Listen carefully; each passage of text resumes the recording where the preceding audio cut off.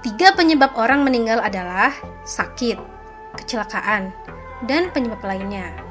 Katakanlah penyebab lainnya hanya 5%.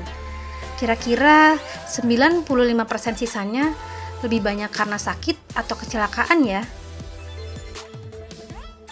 Kita lihat berdasarkan hasil survei WHO saja. Jika ditotal harus 100%, ternyata hasil survei WHO membuktikan bahwa penyebab orang meninggal karena kecelakaan hanya 3%.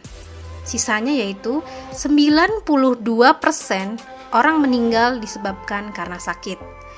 Jadi kesimpulannya, dari 10 orang yang meninggal, 9 orang meninggal diantaranya disebabkan karena sakit. Jika ada kata sakit, tentunya pasti ada namanya biaya berobat. Artinya 92% biaya berobat akan terjadi dalam hidup kita.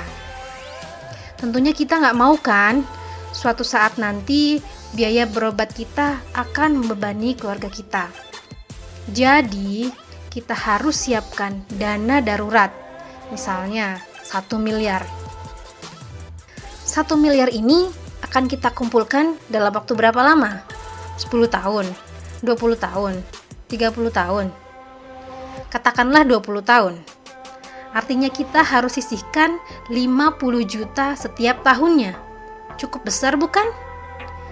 Itu pun dalam waktu 20 tahun kita masih merasa was-was. Bagaimana jika terjadi resiko hidup sebelum 20 tahun, namun dana 1 miliar ini belum terkumpul? Jadi, apa solusinya? Solusi paling mudah adalah siapkan dana darurat dengan cara alokasikan 10% saja dari penghasilan kita di asuransi syariah. Niatkan untuk saling tolong-menolong antar sesama peserta.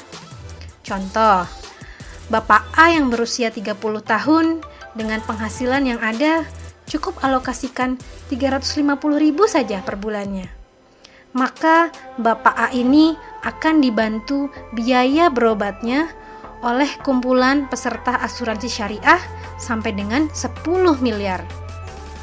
Dengan cara ini, kita sudah terbantu mempersiapkan biaya berobat dan bisa membantu serta mendapatkan kebaikan karena telah menolong sesama. Cukup mudah bukan?